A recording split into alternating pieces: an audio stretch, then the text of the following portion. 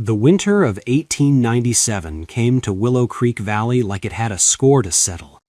Snow covered the land in thick white sheets, turning every house, every fence post, every tree into something cold and isolated. The air froze onto the window glass, and the sky looked tough as iron. Nothing in the valley felt living except the wind, and even that seemed to scream out of rage. Lydia stood at her small kitchen window, her breath making the cold glass foggy. Behind her, the stove gave only a faint warmth. The few logs she had left would not last long. Half of them already sat in the stoveroom, and the rest needed to stretch until late March. She counted and recounted in her mind the same way she once counted flour when her husband George asked for his favorite bread. That had been before the illness took him.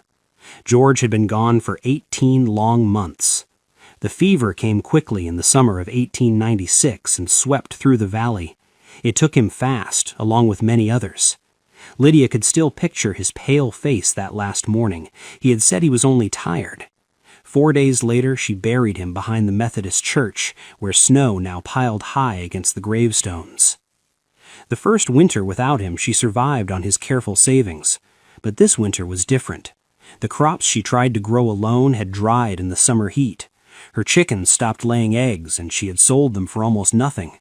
Now it was December 23rd, and all she had left in her cupboard were 2 tins of beans, a little cornmeal, and an old jar of sweet fruit preserves she had been trying to conserve.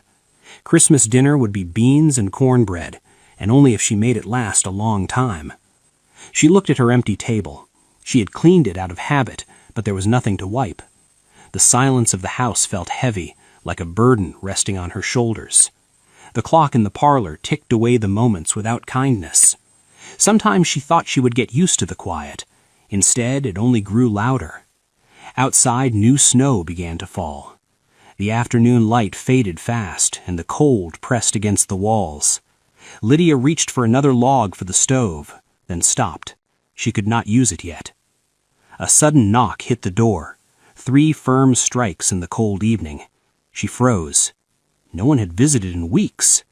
Mrs. Davies had come earlier in the month with apples, and that look women gave widows, a mix of sympathy and relief that it was not their own house standing so empty. The knock came again. Lydia walked through the hallway, her steps sounding hollow on the wooden floor. Through the frosted window of the door, she saw a tall shape standing in the fading light. When she opened the door a few inches, the cold rushed in like a sharp hit. It was Henry Garrett. He lived 1.5 miles to the west, across the creek. She had seen him from a distance since George's funeral, but they had spoken only briefly. George had said he kept to himself. That meant either he was a reliable man or one to be careful of. In Willow Creek Valley, people had their own opinions about quiet men. "Lydia," he said in a deep voice. Snow clung to his coat, and the lines on his worn face were sharp in the fading light. A thin white mark crossed above one eyebrow. He held his hat in both hands. "Mr. Garrett?" she replied, not opening the door further. He moved his gaze past her shoulder, not quite meeting her eyes. "I'm heading into town tomorrow. Thought I'd ask if you needed anything. Roads are getting bad. Not a safe walk in this weather." The offer hung between them. Lydia felt her chest tighten. She did not like anyone knowing she needed help. She had tried to live unnoticed, to manage alone. "That's thoughtful of you," she said, "but I'm fine." Henry nodded like he expected that answer. "Right. Well, the offer stands. I leave at first light." He turned to step off the porch when Lydia heard her own voice say, "Mr. Garrett." He paused. "Why?" she asked. She meant, why now? Why her? Why this kindness from a man who barely spoke? Henry looked down at his hat, then slowly raised his eyes to her. "My wife passed away 3 winters ago. The baby, too." His voice softened. "People brought food, checked on me. I didn't want any of it. Thought I could carry everything alone. I was wrong." Lydia swallowed hard. She had not known about his pain. Sorrow lived silently on each farm, hidden away like old tools in a shed. "I don't need charity," she said, though her voice was weak. "No," answered Henry, "but maybe you could use a neighbor." He put on his hat and walked into the growing dark. Lydia closed the door and leaned her head against the cold wood. Something inside her changed, not hope, but a small gap where hope might someday fit. That night she slept lightly, listening to the wind push against the house and the old boards crack in the cold. Her mind returned again and again to Henry's face, his quiet voice, the pain he carried. She had built walls around her own sorrow, believing it kept her safe, but maybe it only kept her lonely. Morning came gray and harsh. Christmas Eve, a day that once meant warmth and good food, now it meant weak coffee in a cold room. Just as she began to prepare her simple meal, she heard a wagon outside. She looked through the window and saw Henry driving up the path. He climbed down with a wooden box in his arms. "Lydia," he said, "got these from town. Thought you could use them." Inside the box, she saw flour, canned foods, a wrapped package, and other things she had not held in months. "I can't pay you," she said. "No need," he replied. "You were kind to my Sarah once," she told me. He stood, waiting. "Will you let me set this inside?" he said. "Or will you make me stand out here in the cold arguing?" For the first time in many months, Lydia almost smiled. She stepped back and let him in. Henry set the box gently on Lydia's kitchen table and stepped back as if he didn't want to take up more room than needed. The warm light from the stove fell across his face, easing the rough lines carved there by years of hard work and harsh weather. He didn't look around the room or make comments the way some visitors did. He simply stood there, hat in hand, letting her decide what came next. "There's a small ham in there," he said. "Thought it might make a proper Christmas dinner. Potatoes, too, and a tin of good coffee." Lydia looked at the box the way someone might look at a miracle they weren't sure they were allowed to touch. Her hands gripped the table edge to stop them from shaking. She whispered, "Why are you doing this?" Henry turned his hat slowly in his hands, that same quiet action she had noticed before. "Because I know how it feels," he said, "to think you have to face everything alone, to believe asking for help means you failed somehow. I lived like that for years after Sarah and the baby passed. Nobody should sit alone on Christmas if they don't want to." The words hit something deep inside her. She felt tears rise, sharp and hot, but she blinked them back. She had spent so long trying not to cry that it felt like a custom she couldn't break. Henry stepped toward the door, ready to leave without pushing the moment any further. "I've got a goose roasting, more than I can finish myself. If you'd like to bring some of that ham over this evening, we could share a meal. Seems wasteful for both of us to cook alone." Lydia stared at him, unsure what to say. It was the kindest offer she had heard in a very long time, wrapped in simple words that made it feel easier to agree to. Not charity, not pity, just two people trying to fill the empty spaces in their homes. "What time?" she asked before she could talk herself out of it. 6, he said. "Gives you time to get ready however you'd like." When he left, the kitchen seemed warmer than before. She stood beside the table, staring at the box. After a long moment, she reached inside and lifted the ham. It was heavy, wrapped in clean brown paper. Something inside her broke open, and she dropped into a chair.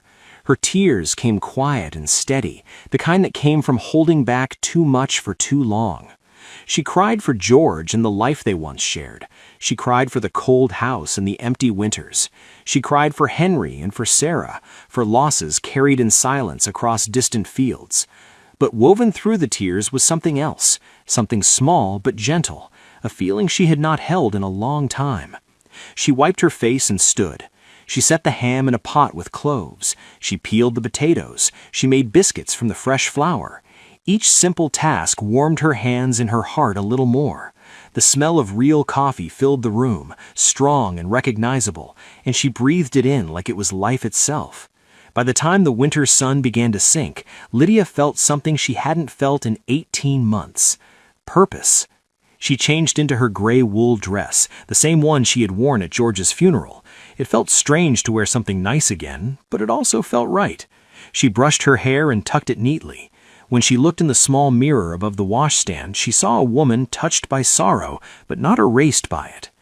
At 5, she wrapped herself in her heaviest shawl. She packed the ham, the biscuits, and 2 polished apples into a basket. Then she stepped outside. The cold hit her at once, sharp and biting, but she didn't mind. Her breath rose in small clouds. Snow crunched under her boots. The path to Henry's farm followed the creek and then bent west through a group of bare cottonwood trees.